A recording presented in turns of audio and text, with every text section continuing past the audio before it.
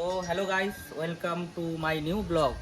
তো আমরা আজকে চলে এসেছি কিন্তু জলদাপাড়ার এইদিকে একদম একটা সুন্দর কটেজে। তো কটেজগুলো দেখতে পাচ্ছ। তো ঢোকার সাথে সাথে কিন্তু এরকম একটা মহাদেবের মূর্তি। তো মূর্তি দর্শন করে আমরা কিন্তু এখন আমাদের রুমটা আপনাদেরকে একটু শেয়ার করবো। সামান তো এখন রুমের অবস্থা খুব খারাপ, কিন্তু এমনি এসি রুম, লাক্সারি রুম, খুব সুন্দর। তো এরকম একটা রুম, তারপর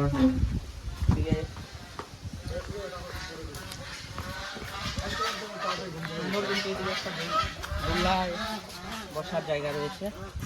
তো এখানে আপনারা এটা বসে এরকম সুন্দর এনজয় করতে পারবেন।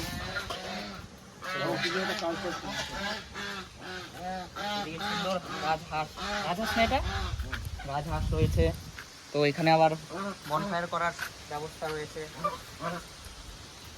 এখানে আপনারা বনফায়ার করতে পারবেন। তো এদিকে আসুন,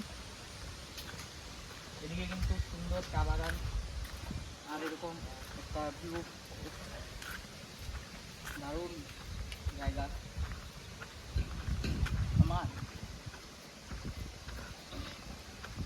ওইগুলো কি ডিলাক্স রুম না?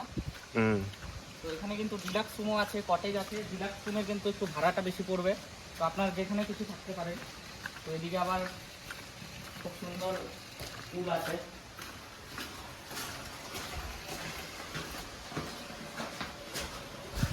তো আমাদের এই রিসর্টের সব থেকে বেশি আকর্ষণীয় জিনিস যেটা, সেটা হচ্ছে আমাদের সুইমিং পুল। তো দেখতেই পাচ্ছ খুব সুন্দর পুল। আমরা কিন্তু কালকে রাতে এখানে খুব এনজয় করেছি, একদম অসাধারণ। তো আপনারা কিন্তু পুলে এনজয় করবেন। এখানে শুয়ে থাকার ব্যবস্থা রয়েছে, এখানে শুয়ে থাকবেন, খুব রিল্যাক্স।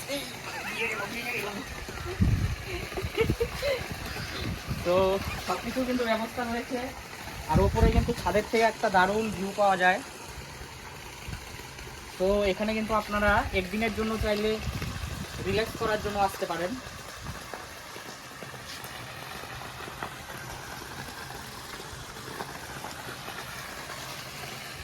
তো এখানে আপনারা চাইলে একদিনের জন্য রিল্যাক্স করার জন্য আসতে পারেন, খুব সুন্দর জায়গা, অবশ্যই আসবেন। তো এটা জলদাপাড়াতে পড়ছে না, জলদাপাড়াতে পড়ছে কিন্তু জায়গাটা। তো যদি চান, খুব সুন্দর জায়গা। আমরা হয়তো সব কিছু দেখাতে পারিনি, সাইডে আরও সুন্দর সুন্দর লোকেশান রয়েছে। তো অবশ্যই একদিনের জন্য এখানে আসুন, ঘুরে যান, আপনাদের ভালো লাগবে। তো ঠিক আছে, এই বলে আমরা আমাদের ব্লগ শেষ করছি। টাটা, ভালো থাকবেন, সুস্থ থাকবেন।